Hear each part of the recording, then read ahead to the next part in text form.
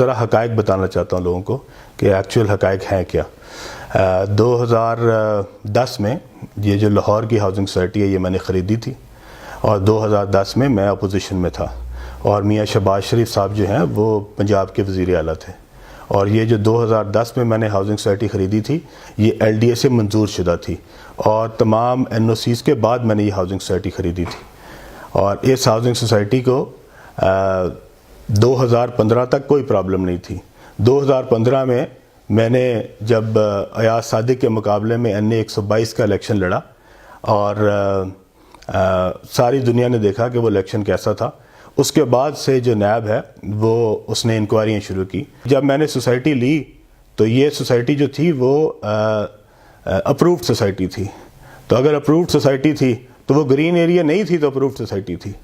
اور اس کے بعد یہ جب ہم نے الیکشن لڑ لیا، اس کے بعد LDA کو بھی پتہ لگا، LDA نے بھی نوٹسز دینے شروع کیے، نیب نے بھی نوٹس دینے شروع کیے، اور پھر ہم جو ظفر حجازی صاحب ہیں SCCP کے پرانے چیئرمین، جس کا کردار سب کو پتہ لگ گیا، انہوں نے بھی مجھے نوٹس بھیجے، اور میں ہائی کورٹ گیا۔ اللہ کا شکر ہے آج عدلیہ آزاد ہے، اور ہائی کورٹ نے اپنے یہ سارے نوٹسز جو ہیں اس کو نہ صرف سسپینڈ کیا بلکہ سسپینشن آرڈر میں یہ لکھا کہ یہ پولیٹیکل وکٹمائزیشن ہو رہی ہے۔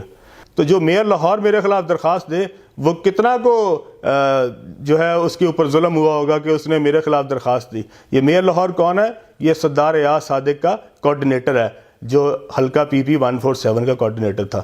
تو اس لیے میں تمام پاکستانیوں کو یہ بتانا چاہتا ہوں کہ میں بالکل کھڑا ہوں، پاکستان تحریک انصاف میں کھڑا ہوں، عمران خان کے ساتھ کھڑا ہوں، اور انشاءاللہ تعالی جتنی دیر زندگی ہے اتنی دیر کھڑا رہوں گا۔ نئے چیئرمین صاحب کو میں کہنا چاہتا ہوں کہ آپ یہ بھی چیک کرائیں کہ یہ جو نیب تھا جس نے کہا تھا کہ یہ انکوائری بند کر دی جائے، یہ بالکل فضول ہے۔ اس کے اوپر یہ انکوائری بند کیوں نہیں کی گئی؟ کیا وجہ تھی کہ پرانے چیئرمین صاحب نے کہا کہ نہیں یہ انکوائری ابھی دوبارہ چلائی جاتی رہے؟ کیا وجہ تھی اس کے پیچھے؟ اس کے پیچھے کون لوگ جو ہے وہ اس کے اوپر جو ہے وہ اثر انداز ہو رہے تھے؟ میں شہباز شریف صاحب سے پوچھنا چاہتا ہوں، پچھلے 10 سال سے آپ وزیر اعلیٰ پنجاب ہیں، آپ جو اپنی تقریر میں کہتے ہیں کہ جناب یہ قبضہ مافیا ہے اور یہ قبضہ گروپ ہے، آپ مجھے بتائیں پچھلے 10 سال میں آپ نے کتنے کیس بنائے علیم خان کے خلاف قبضہ گروپ کے؟